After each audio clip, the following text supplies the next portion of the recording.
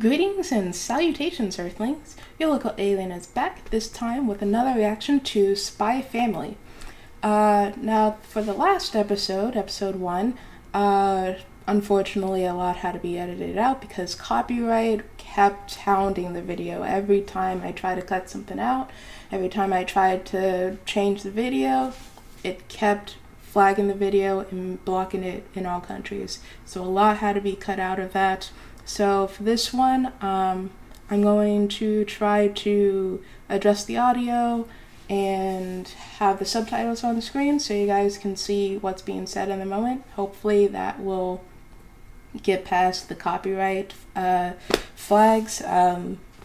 But yeah, this series really is copyright heavy. So we're gonna need to work on that. Probably gonna take some trial and error, so bear with me. But last episode we got introduced to Lloyd Forger, and he is a spy who has this mission to get in contact with this influential person who is never seen in daylight, pretty much. The only time anyone ever sees him is when he goes to his daughter's school. So Lloyd's task is to infiltrate the school, and in order to do that, he needs a wife and a daughter. He managed to find his daughter, an adorable 4-year-old, or actually, I don't think we got confirmation on her age because he said she looked no older than 4 or 5. And then she said 6, because she really wanted to get adopted. But Anya is a psychic who was experimented on for the sake of world peace, they told her. And we don't know much about her past. But she really, really wants to have a family, and she's a mind reader, so she knows what her father's up to, but just lets him lie to her. And then we found out at the end of last episode that in order to get accepted into the school, it's not enough to pass the test. They also have to have an interview with both parents, so now the pressure is on to find a wife. So that's what happened last episode. This episode will most likely be about finding a wife, which I know from the description of the show that the wife is going to be an assassin. But it'll be interesting to see if Anya understands what that means.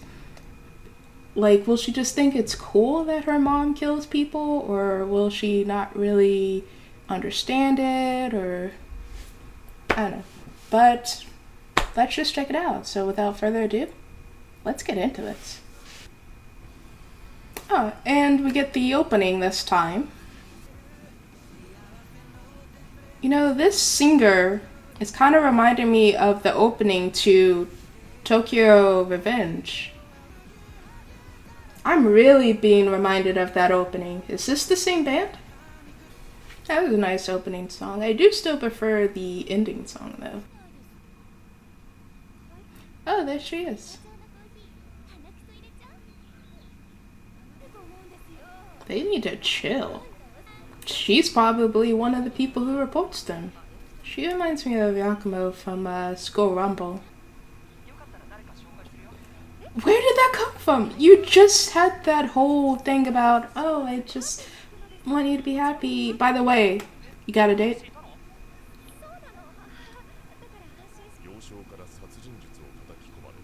A young age? Seems like she doesn't really want to be an assassin. 12th of August, 65. What year is this?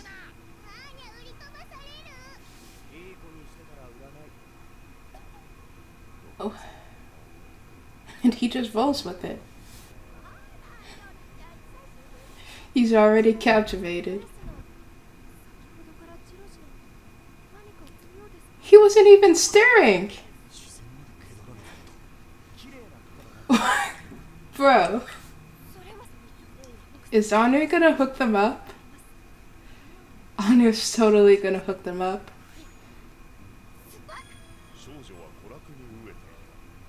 Starved for entertainment. That's one way to put it, I guess. Stop it. Stop it! Her mother's dying wish. She even dolled herself up a little bit.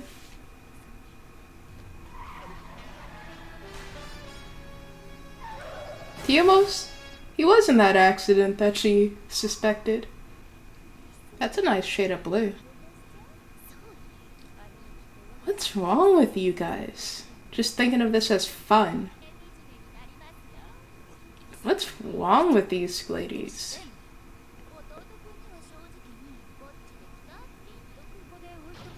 Oh my god, he's covered in blood. He looks like he's about to pass out.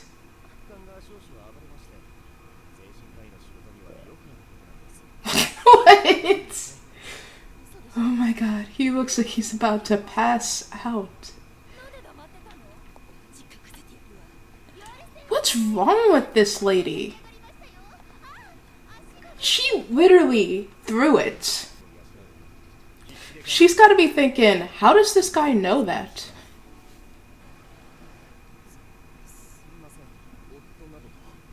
And sorry for showing up covered in blood.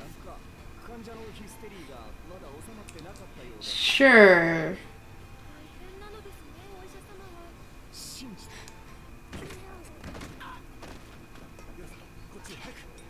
Do those look like patients to you? Come on, girl. It's okay. This is fiction. That's the only thing that's been translated this entire time.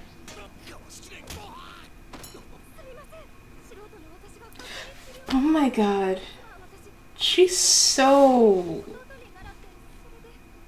Your little brother taught you.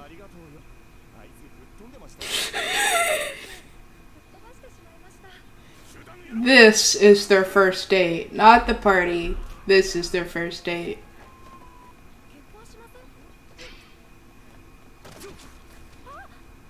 Lend some tact, girl. Man just broke 2 ribs. She looks really pretty with the blush. Like right now? It's the middle of the night. City Hall has to be closed. It's a little big for her. That was interesting. She is very forward. And kind of, you know, you'd expect from an assassin to be able to pick up on tells and whatnot. I mean, yeah, the guy is a good liar, but, you know, caught on the spot, you know, kind of struggles.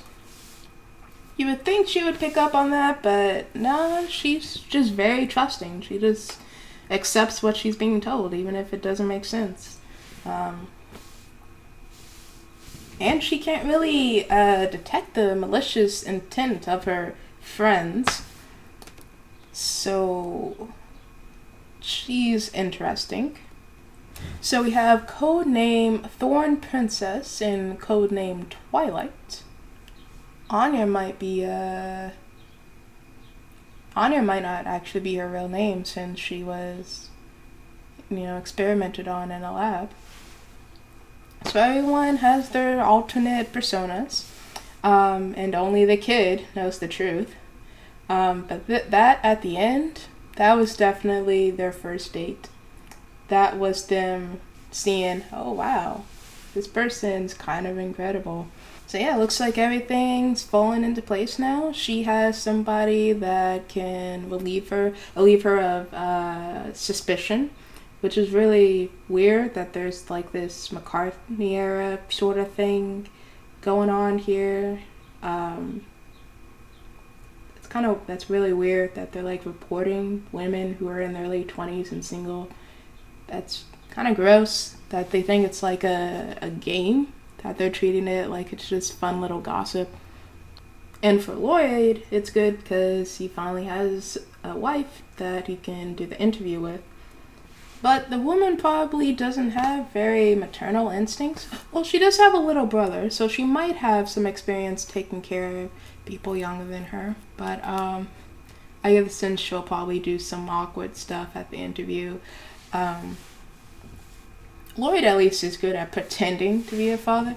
pulling up that whole fake story of, oh, it was her mother's dying wish to get her into this school. And then here's little Anya in the middle of it, the only one who really knows what's going on, and she's just cool with everything. A mommy assassin? A daddy spy? Sure, why not? Best family ever. So yeah, it's really interesting how all of this is coming together. Next episode might be the interview. I feel like they'll need to do a bit more bonding first, though. Get to know each other, try to figure out what to say, all that stuff. So the interview might be put off until episode 4.